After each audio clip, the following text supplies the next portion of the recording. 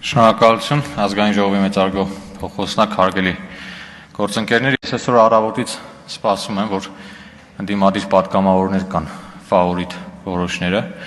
որ կմոտենան այս ամբիոնին, կգոռան Ալլահու ակբար ու կպայթացնեն իրանց այս ամբիոնի մոտ,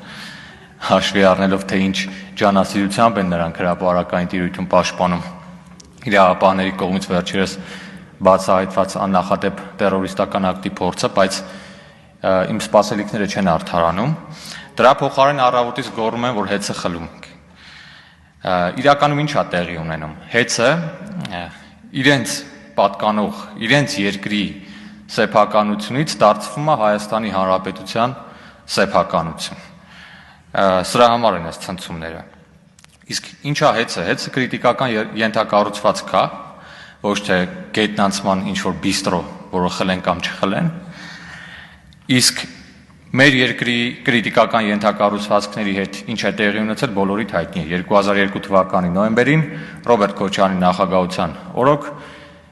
գույք պարտքի դիմացը ստորագրել է Պաշտպանության նախարար Սերժ Սարգսյանը։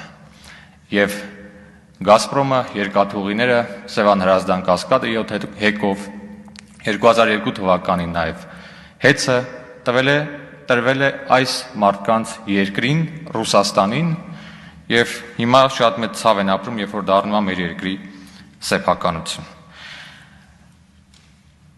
Իսկ քրիտիկական ենթակառուցվածքները, որոնք մեզ չեն պատկանել, որպես մտրակ օգտագործվել են մեր դեմ,